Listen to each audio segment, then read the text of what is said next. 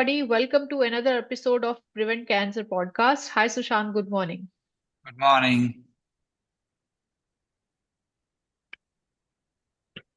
Good morning. Hi. So, Sushant, today our topic of discussion is going to be around how cancer cells develop inside the body. How do they expand? Because what we have seen that usually what happens is that there is a certain primary location where cancer cells they develop, right? Because of the reasons that we mentioned in our last episode, right? So, for all the listeners who haven't checked our last episode, please go through the description. The series of episodes are already there live on Spotify, Amazon Music, Apple Podcasts, and even on our YouTube channel. So, Sushant, let us begin the discussion that how do cancer cells develop inside the body? How do they actually expand throughout various organs that we have recently seen in a lot of cases? Okay. So we are talking about the spread of tumor cell from the primary side to the secondary side, right? Yes. And I'll just give a brief trailer of what we discussed during last calls, right? So we discussed about the difference between a healthy cell and a cancer cell, right? And cancer cell arise just because one the core reason is mitochondrial dysfunction. It causes you know it damages the respiration. It is respiration insufficiency uh, combined with compulsory fermentation, right? So essentially, so mitochondria is the control switch for cancer cells. It control the apoptotic behavior of cancer cells, right? And again, when this switch is gone, when mitochondrial is dysfunctional, right, the cancer cells start growing, right? And again, instead of since there's no oxygen, so ATP is not produced because the oxidative phosphorylation is the most efficient process to produce energy, right? And when there is a damage to respiration, which uses oxygen, obviously, to produce energy and the byproducts are carbon dioxide and the water vapors, right? So essentially, in case of mitochondrial insufficiency, ATP gets converted into mitochondria instead of producing ATP produces ROS. ROS is carcinogenic and mutagenic. It damages your lipids, proteins, DNA, RNA, and you have all these are downstream effect of mitochondrial dysfunction. Again, the cancer cells start growing. They ferment glucose and glutamine, right, for their growth, but they grow uh, at a particular place in the primary site, whether it is mouth or lungs or colon or breast or whatever it is, right? So essentially, they grow there. So what is they form pumps and polyps, lumps and polyps, right? And they grow slowly, right? So again, there are a lot of misconception about the spread of cancer here, right? And again, what we call it metastatic uh, uh, cancer cells. And again, we still say that, it is a genetic disease, so we blame genes. Again, I'm going to share a few things which is very, very, shocking for a lot of people, but that's the truth, that's the science behind it. So essentially, most of the genetic mutation which the current healthcare system and oncologists and everyone thinks and the DNA testing company thinks that these are random genetic mutations. So, the process of metastasis or the metastatic cancer, right? The systematic metastasis is there are different steps. There is a local invasion of what we call is the tumor cells, cancer cells. There's an intravasion which enters the blood circulation. Then there's the immune system suppression and survival, right? Immune system suppression, and then extraversion where it enters the other organs, tissues, and distant organs, and there's the secondary tumor formation. These all are the steps of metastatic systematic metastasis, right? So again,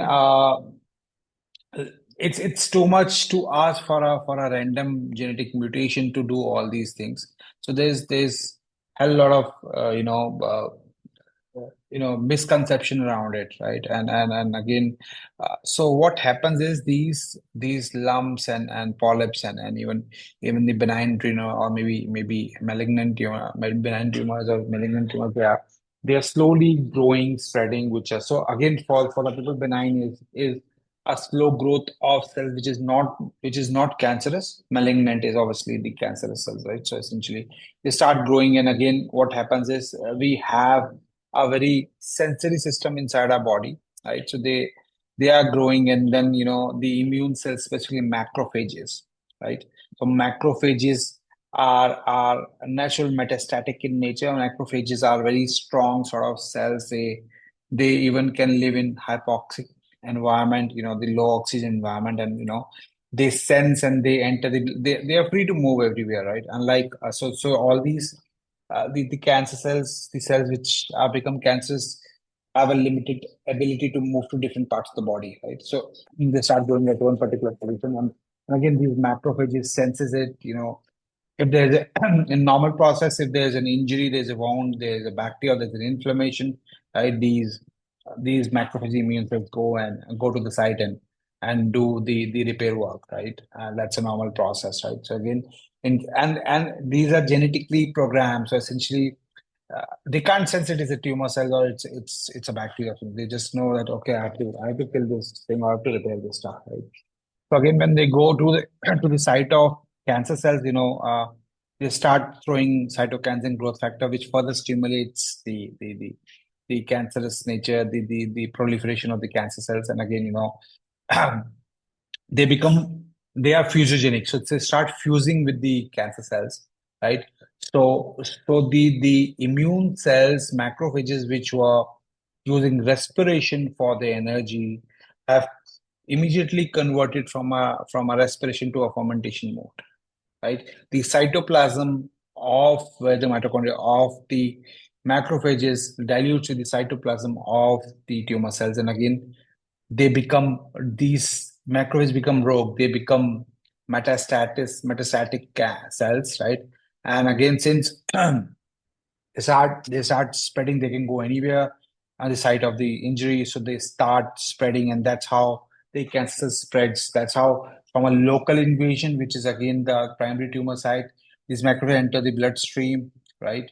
It leads to the immune system suppression, because we discussed this thing that or probably I have not discussed, because we did a small bit of video, that how lactic acid, when the cancer cells consume or ferment glucose and glutamine, lactic acid produces, which actually makes your immune, which is anti-cancer, which suppresses the anti-cancer immune, which is immune suppressive, right? So again, there's the immune suppression, there's an extraversion where it goes to other distant tissue and organs, and again it then become forms a secondary tumor, right? And again, so this is very very important thing here, right? That you know this is how it spreads across the body, but they spread on a very non-random locations, right?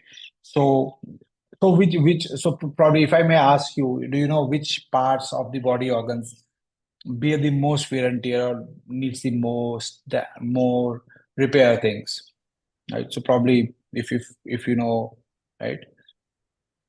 So they So in are, terms of wear and tear, I would say maybe liver is one of yeah, them. yeah, yeah. Liver, So intestines, and liver, then lungs, there's liver, lungs, bones, right? lungs, Bones, right? bones. So these rogue immune macrophages, which has become metastatic cancer cells, would go to non-random locations such as liver, such as lungs, and that's why you may find people who even have oral cancer may have a secondary tumor in liver, or probably who have colon cancer, Lungs also, lungs like like also. In like case of breast cancer, I've read it goes to the lungs as well.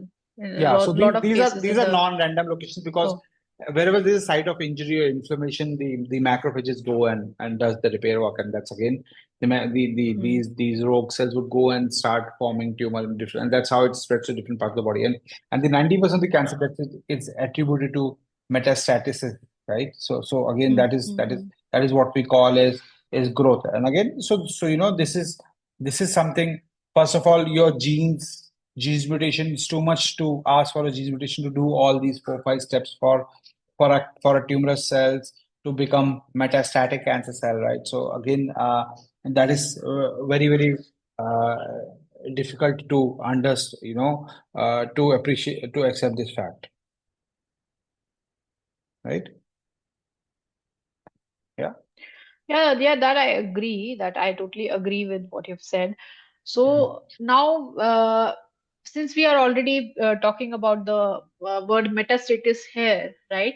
So could you elaborate this term for? I mean, a lot of cancer patients might be knowing this already, but for the general audience out there, so you could just elaborate the word metastasis here. What is the metastasis stage? In simple words, in layman language, it is actually linked to how your cancer cell spreads its wings to different parts of the body, right? Okay. So there are different steps. As I mentioned, there's a local invasion, right? Local invasion means the actual primary tumor site where the tumor cells is growing, right? Then there is an intravision which enters the bloodstream, right? Then there's an immune system suppression. Then there is an extravision where it enters the different tissues and organs, and then there's its secondary tumor formation, right? Another point important I want to mention here is that about stem cells, right? Especially embryonic stem cells, right? Sakshi, I just want to ask, do you have heard of any companies who are doing who are telling these circulatory stem cells are actually metastatic cells? Have you heard of this Yes, I thing? think there are I have heard of two or three companies in the world are doing this, and somebody even in Asia is doing that. I'm not sure the name, Hmm. so I think yes, they are doing it. So again, I'll just tell you a few things. That says the genes expression profile of tumor cells are similar to those cells which are performing the functions of macrophages, right? So the macrophages, again, it's an established scientific evidence behind it. So macrophages are actually, uh, what do you call, is a natural metastatic nature of cancer cells, right? So essentially, coming to stem cells. So what are stem cells? Stem cells are basically, those cells they can get it to replace your dead cells with the new cells. They do wear and tear and right. So essentially they travel through this and that's they do the repair work, right? So again, stem cells and tumor cells have the similar properties because they focus on anaerobic respiration. They focus on fermentation, right? For the to meet the energy needs, right? And that's why a lot of embryonic stem cells, which are undifferentiated stem cells, which are floating inside the body, probably because they ferment glucose and glutamine, both extract energy for fermentation. So most of a lot of companies misinterpret stem cells as in tumor cells, right? But it may or may not be true. So essentially. Uh, the only thing is that stem cells can go to different places, and again stem cells do not have that capacity to actually spread, right? So it's actually macrophages, rogue macrophages, which have the metastatic nature, which cause systemic metastasis, right? Stem cell doesn't cause it, right? So the only common thing is that their biochemical phenotype is similar because they both extract energy through fermentation, right? So again, this is a wrong understanding about assuming that they are stem cells. If there's certain DNA damage has done, probably that is causing the systemic metastasis, which is wrong, right? So it is again the focus has to be on the damage of oxidative phosphorylation or the respiration insufficiency which causes tumor cells to grow, and again macrophages comes into act, the go to the injury site and heal the wound and probably start spreading it. So another thing which I wanted to mention here, that the site of injuries, because if you even have a benign tumor, right? So essentially if you are doing liquid biopsy to check the genetic mutation, right? And again, when you do that the needle biopsy, right? So the needle biopsy when you do, so essentially there is a wound and macrophages go, even if it's a benign tumor, macrophages go and start doing the things, right? And again, it converts into a rog. Converts from a benign tumor to a malignant tumor, right? So essentially, just by the fact that we are we blame genes, right? And again we look at, so probably we may healthcare system or doctors may look at, let us study the genes mutation of that particular tumor site. And again, when they do needle biopsy, there is obviously an injury, right? So essentially, another thing is tooth extract. Tooth extract, if there is certain, stem cell tumor cells is there, primary tumor cells is there, probably uh, tooth extract it could attract the macrophages to go, and then again it spreads the wings and it leads to a rogue macrophage and it spreads to different parts of the body. So again, Mhm. most of the preferred sites for macrophages to go obviously liver, lungs, and uh, you know and obviously the bones, right? So yeah, there are certain cases we have seen, in brain also, sometimes very rare cases. So probably people who have oral cancer have seen there are certain only 3%, 4% of the cases which oral cancer may spread its wings to Brain. brain cancer, yeah, So it glioblastoma, could right? be oral or esophagus, cancer of the esophagus, right? That Because these are near, I mean, because so strategically these are near to the brain, right? so you have to understand, that macrophages causes macrophages can become metastatic cancer cells, and again, they go to the locations where there's most of the wear and tear, like liver, lungs, right, and bones. So essentially, that's where uh, I have seen in our father's case also, right? So colon cancer he had colon cancer and it spread to liver, right? So essentially, it is a clear sign here, right? So just blaming your stems, assuming you have embryonic stem cells, which you assume as causing metastatic cancer, is wrong, right? Because just because they share the same way of extracting energy via fermentation, right? That's only the common thing, right? And if you there is the research where it shows that a lot of these the genes expression profile of tumors are similar to genes expression profile of the macrophages, right? So again, what we call is seed and soil hypothesis. Again, your metabolic disease, which clearly mentioned that, wherever it there's the seed is the origination of the cancer. It can be breast, it can be colon, it can be lungs, it can be uh, oral, it can be brain, right? And again, soil are there non-random locations, right? Like lungs, liver, and bones, and so again, your genetic profile doesn't explain this, right? So again, if you think your cancer is an outcome of genetic mutation, it will not explain it. That why it is not going to the random, why it is not causing random, you know, random locations, the secondary tumor formation at random locations, right? It is non-random. It is very specific, right? So I'll share that research paper also, right? Which clearly explains this, right? In the description box, so that people can, and it's very easy to understand. It's not that difficult to understand, right? So in simple words, right, that is how the macrophages has a role to play in spreading the cancer between secondary sites. Yeah. I think that was really some shocking things that you have unveiled here, because most of the people have been considering the same somatic mutation theory as the in terms of research. More people, they think that it's about the genetic factors only, the genes Mm, that are triggering this thing. And because these are the molecular signals that the body is giving, right, on a molecular and cellular level, these are mm, both type of the signals that the body is giving. And I think at this stage we should be doing more research on the molecular pathways for every sort of cancer, and even cellular level pathways, because I think that will help us get to a certain conclusion, not only mm. about the origin but also about the kind of cancer therapeutics that can be developed using the Yeah, molecular data, yeah, right? yeah, yeah, yeah. So so thank you, Sushant, for an amazing discussion here. And for all our listeners, thank you for listening to our podcast.